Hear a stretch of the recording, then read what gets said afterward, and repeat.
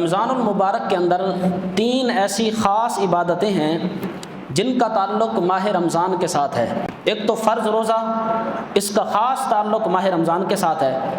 دوسرا، راتوں کو نماز تراویح، رات کا جو قیام ہے نماز تراویح کی صورت میں، اس کا تعلق بھی خاص اس مہینے کے ساتھ ہے۔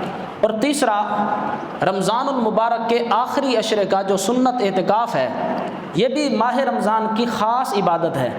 اگر ہم ان 3 خاص عبادتوں کی طرف غور کریں، یہ تینوں کی تینوں عبادتیں اللہ تبارک و تعالیٰ کی طرف سے بندے کے پچھلے سارے گناہوں کی مغفرت کا اعلان کر رہی ہیں۔ میرے آقا نے فرمایا، من صام رمضان ایمانا واحتسابا غفر له ما تقدم من ذنبی، جس شخص نے رمضان المبارک کے روزے اللہ پر ثواب کی امید رکھتے ہوئے اور رب پر ایمان رکھتے ہوئے رکھے، اللہ اس کے پچھلے سارے گناہوں کی مغفرت فرما دیتا ہے۔ ایک اور حدیث میں فرمایا،